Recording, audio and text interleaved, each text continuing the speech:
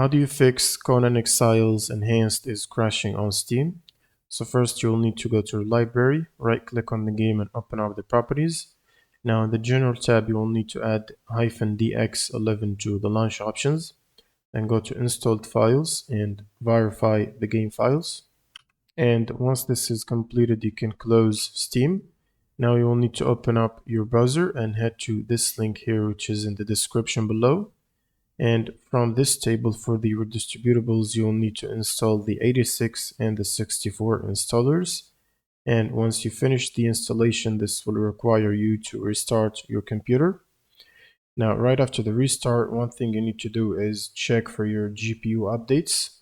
So you will need to use the NVIDIA app or the AMD software depending on which GPU you have. And from drivers here, you'll need to check for updates and install the latest available update. And the last thing you need to do is right click on Steam and run as admin before opening the game. And now just launch the game from your library. This should fix the crash problem. Thanks for watching and subscribe.